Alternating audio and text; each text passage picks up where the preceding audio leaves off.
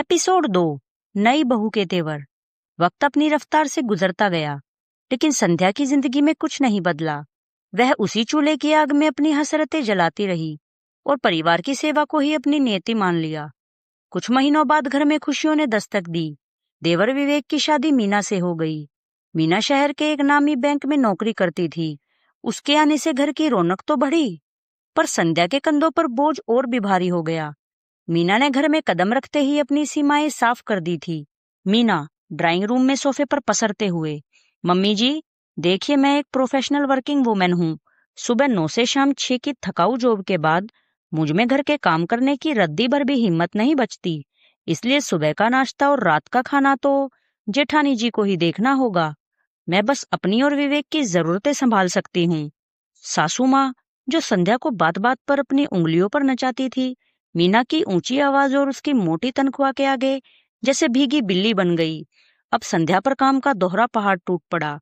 उसे मीना के ऑफिस जाने से पहले उसका मनपसंद नाश्ता और टिफिन तैयार करना पड़ता, उसके भारी कपड़े प्रेस करने पड़ते और यहाँ तक कि उसके जूतों की चमक का भी ध्यान रखना पड़ता। एक दिन संध्या की तबीयत इतनी बिगड़ गई कि वह बिस्तर से हिल भी नहीं पा रही थी।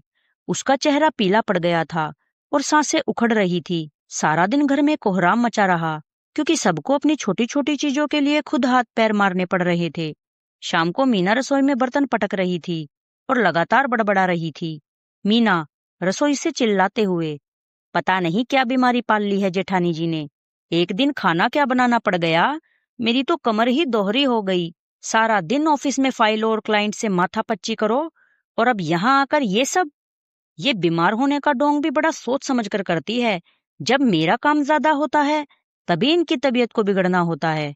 संध्या कमरे से ही लड़खड़ाती आवाज में, मीना आज सच में बहुत तकलीफ है।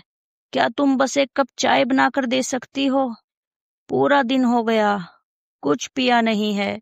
मीना तंज कसते हुए, चाय? भाभी, यहाँ मेरा खाना बनाने में दम निकल रहा है और आपको चाय की पड़ी है। जब आप खुद उठकर रसोई में आती हैं तभी सबको चाय मिलती है। अब मुझसे ये उम्मीद मत रखिए। वैसे भी बीमार होने का मतलब ये तो नहीं कि हुक्म चलाना शुरू कर दे। सासू माँ रसोई में आते हुए, मीना बेटा तू परेशान मत हो, ये संध्या तो बस बहाने ढूंढती है। जब से तू आई है इसकी अहमियत कम हो गई है ना, इसलिए अब ये बीमारी का सहारा ले रही है ताकि सब इसके आगे पीछे घूमे। संध्या दरवाजे का सहारा लेकर खड़े होते हुए, माँ जी क्या आपको सच में लगता है कि मैं दिखावा कर रही हूँ? क्या इस घर में मेरा वजूद सिर्फ एक मशीन का है जो खराब हो जाए तो उसे कोसना शुरू कर दिया जाता है? कम से कम मेरी उम्र का तो लिहाज कीजिए। सासू माँ गुस्से में, उम्र का लिहाज? बहू, उम्र जुबान चलाने से नहीं काम करने से बढ़ती है। अगर इतनी ही हिम्मत है तो खड़ी क्यों है? जा और मीना की मदद कर रसोई में। देख बेचारी कितनी थक गई है। शाम को आकाश थका हारा दफ्तर से लौटा। घर का बिखरा हुआ हाल और रसोई से आती चिल्लाने की आवाजें सुनकर वह सीधे संध्या के पास पहुंचा। संध्या को पसीने में तर और बुखार में तड़पते देख पहली बार आकाश का दिल भीतर तक कांप गया। वह बिना कुछ बोले रसोई में खाना लेने गया। आकाश, मीना जरा खाना लगा दो, आज दफ्तर में बहुत काम था, बहुत भूख लगी है। मीना भड़कते हुए, अपना खाना खुद ले लीजिए भाई साहब, मैं सुबह से मरी जा रही हूँ। आपकी पत्नी तो बहाना बनाकर दिन भर से बिस्तर तोड़ रही है, और अब क्या मैं आप सबकी सेवा भी करूं? क्या मैं इस घर की नौकरानी हूँ? आकाश आवाज ऊंची करते हुए, मीना तमीज से बात करो। संध्या सालों से यही काम कर रही है, तब तो उसने कभी खुद को नौकरानी नहीं समझा। आज एक दिन उसे तकलीफ हुई तो तुम जहर उगल रही हो। मीना, भाई साहब वो उनकी मर्जी थी। मैं पढ़ी लिखी हूँ, कमाती हूँ। मैं उनकी तरह अपनी पूरी जिंदगी चूल्हे चौके में बर्बाद नहीं करना चाहती। अगर उन्हें अपनी कदर चाहिए थी तो उन्हें भी अपनी आवाज उठानी चाहिए थी। आकाश सन्न रह गया। वह चुपचाप रसोई की स्लैब की तरफ बढ़ा, पर वहां ढूंढने पर भी उसे ताजी रोटी का एक टुकड़ा तक नहीं मिला। कैसरोल में सिर्फ 2 बासी और पत्थर जैसी सूखी रोटियां पड़ी थी। संध्या ने मीना की कड़वी बातें सुन ली थी और वह दीवार थामकर कांपते पैरों से रसोई की चौखट तक आ गई।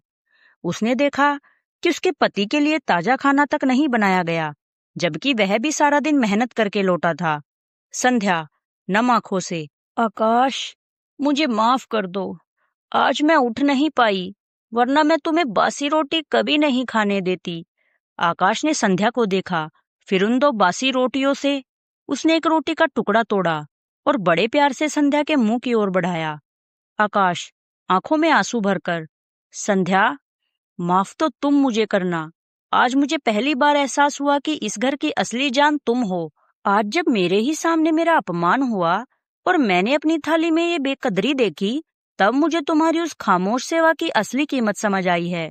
तुम इस घर की नौकरानी नहीं, तुम इस घर की रूह हो, जिसे हमने कभी समझा ही नहीं। आगे की कहानी अगले एपिसोड में। पूरी कहानी सुनने के लिए हमें फॉलो और सब्सक्राइब करना ना भूलें, जिससे कि हमारी अगले भाग का नोटिफिकेशन आपको सबसे पहले मिले। और हमारी वीडियो को लाइक और शेयर जरूर करें। धन्यवाद।